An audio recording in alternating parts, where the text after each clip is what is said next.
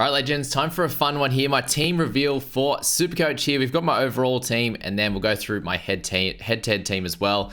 I'm going to be doing a lot more head-to-head content in the Supercoach space, so if you are interested in that, I know not many of the podcasts actually focus directly on head-to-head, and it's so saturated. Obviously, there's plenty of podcasts out there, so I'm going to go down the head-to-head route. But obviously, I'm in a lot of good leagues for the overall side of things, and that's the main version that we all aspire for is overall glory. So I'll be playing that as well, but most of my content will be around the head-to-head. I'll reveal how I'm going with overall, but that's how we're going to play this one out. So at the moment, in my overall team, the name, JB's Schnackenhausens, is where we're at for that one. If you can come up with anything better around my name, Jamie Brown or Cowboys or favorite players, then awesome. Help me out because I need one for the head-to-head side, that's for sure. But up top, guys, we are looking at Brandon Smith at the moment, and there's a few worries around this hooking position, and I suppose for me now, it's just locking in some guys for this team. And in the front row forward position as well, I was looking at sort of the Totolas, the Arrows. I've just pushed Totola out for the moment. I'm not sure if I'm locked into this side, and the guys in the private group will get all the last minute changes tonight, today, whatever, tomorrow morning, an hour before team list, hour before the game starts, that kind of thing. At the moment, Brandon Smith is the man in my squad, and I'll have a look to play around with this one over tonight. But if I can't find a clear way to get right up to one of the top guys in a Grant or something like that, especially with not knowing what's going to happen next TLT with the Eels situation, I think locking in Brandon as my starter is probably a good way to play it, and then I could look to see what happens next week and then can change my bench player around that. I'll go straight to my 2RF guys there. I just want to focus on Tupanua, who's just come into my side. And the reason for him is actually around the flexibility that you can get. And I'm not sure currently which edges I'm going to play with. There's a couple of more expensive guys, the Beau Fermors, these types of players that they could be a little bit expendable. Given the round 2 bye, we can have a little look at Beau and see how he see how he ends up round 1, obviously, scoring wise, and then can go from there. But if Tupanua is locked into the side, that gives me a little bit more flexibility with cash, that if things go pear-shaped in the hooking position, it gives me a little bit more room to play with some higher price guys in the front row forward, and potentially can get me up a bit higher in a center wing, or I'm pretty strong in the fullback at the moment already, but a 5/8 position, obviously the halfbacks. And we also don't know what's going to happen with someone like Nicho Hynes as well. Is he going to be there for round 1, and are we going to have to pivot and adjust from that? So Tupanua at the moment at 398k, if he can get upwards near that 70 minutes, which is where he played last time, he was a full edge guy. So he came off the ACL in 2022, and that's when he was averaging that 53. He had 55 the year before. So anywhere near there in 71 and 73 minutes is the upside. That's 15 points, 14 points or so from last year, from 2022 compared to last year, and then 16 points from the year before. So if he can get up near that, then awesome. If he's down at like the 60 mark, then we're relying a little bit on some attacking stats and scoring some tries. And therefore he can sort of be like 8 to 10 points of value, which would still be fine.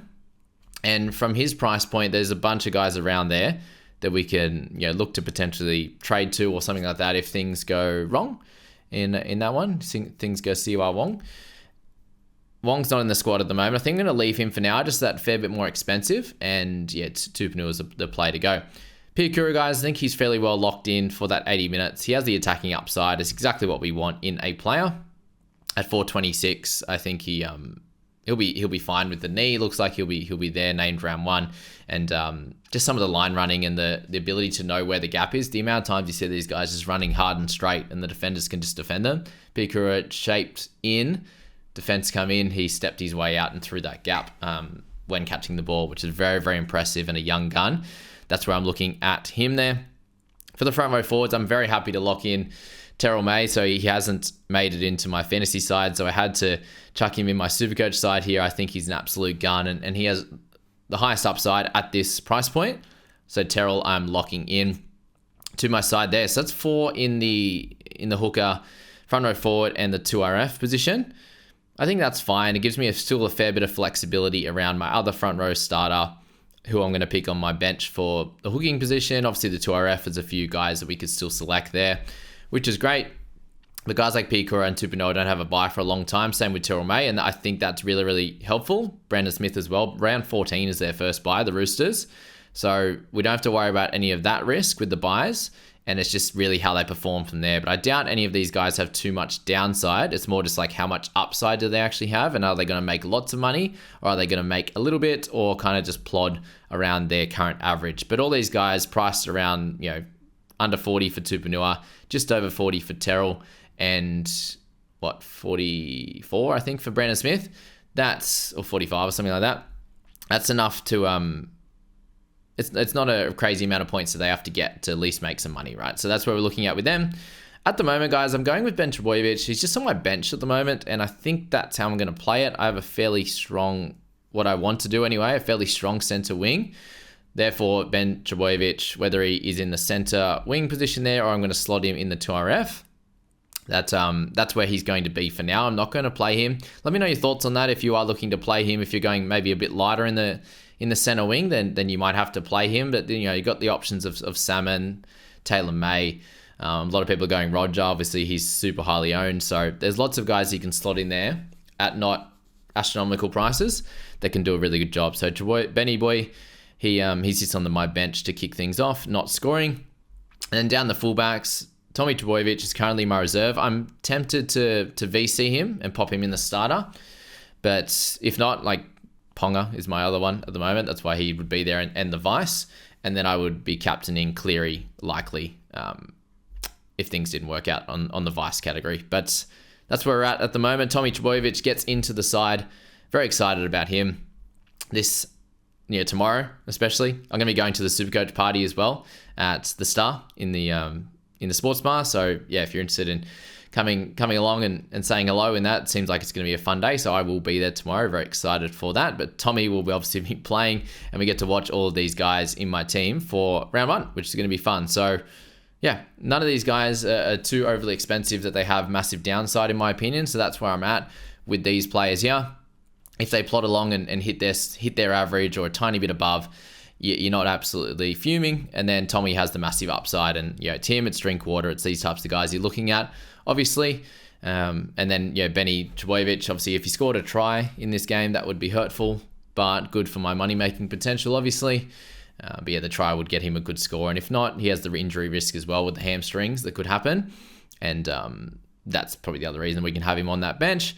And then Tommy starting with that. So very excited about where the team's at. There's so many more things to change. I'm not set at all, even for I think Tupanoa and Brandon Smith. I'm not set, and where I play Trbojevic, and obviously if I vice captain Tommy in their Vegas game, they're the question marks.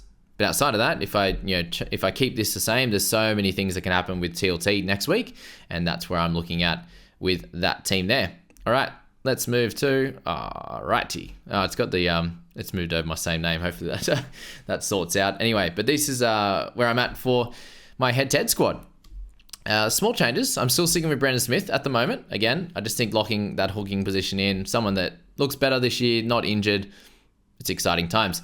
Corey Jensen, a very interesting pick for me, and it's absolute a meat and potatoes pick. Corey Jensen, if you listen to my value and guns video for the Supercoach, you'll understand what I'm meaning with Jensen. Averaged 38 minutes last year. He is now the starter.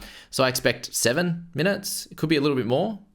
The bench that they're playing out, they're not going to be big minute guys, 20, anywhere from 15 to sort of 35 minute bench guys, I think, in my opinion. So Jensen will be the 45 guy. Carrigan will be close to 70, 65 or something like that.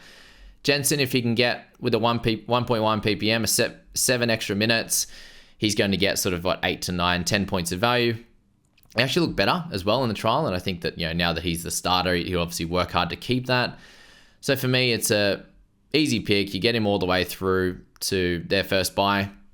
He seems to be really good on the injury front, so I'm just looking to lock him in, get him closer to that 480, 490, 500k mark if he can get up there with some extra minutes. I just think he's a very simple pick and very, very cheap at 413, and allows me to do some other things in the team, like get lots of guns. And that's where I'm at with that. You want a guy that you don't have to worry about a buy, tempted by someone in this section next to him that has an earlier buy. So Jensen, I'm just locking and loading, just making sure he's safe and ready to go. for a good portion of this season is where I'm at with him. So very funky pick, but there's a clear reason for it with me. Brendan Piakura, guys, at 426. We got Tupanua at 398. Locking them in. I've got the rest of the team set out, but we'll see how that all plays out. But yeah, Jensen for Terrell May is the difference with that one. And then I'm not playing Tom Trbojevic in this team. I'm going for someone different. Still double gun, but someone different in this scenario. So Tommy in this team, that team. And then going different in this one. And then Ben Trbojevic again on that bench. Again, I'll look to potentially change one or two things this afternoon and into tomorrow morning. And obviously those final team lists will change things as well. If something changes with Wong, Tupanua, we'll have to make some decisions on that. But this is where we're currently at for the head-to-head, guys. I'm super excited for this one. If you do have a head-to-head team, league that you'd like me to join, please do so. I am in a few at the moment. And super excited to show you guys how to really set up a really good head-to-head team. I think the leagues that I'm currently in play through the bye round, so we'll have to see how that one works and get closer to 13 without going overloading and keeping our really strong side throughout the entirety of that bye period. But if you have a league you want me to join the head-to-head side of things for Supercoach, jump in and show me that as well. But that's where we're at with the teams, guys. Let me know your thoughts around it, what you're doing, if you think any of the picks are stupid or what you think I should do in certain positions, especially the hooking position. Let me know. I'm open to all opinions there. And thank you for being here, guys. Stick around for the entirety of the year for the Supercoach content. There'll be 1 or 2 videos a week on that.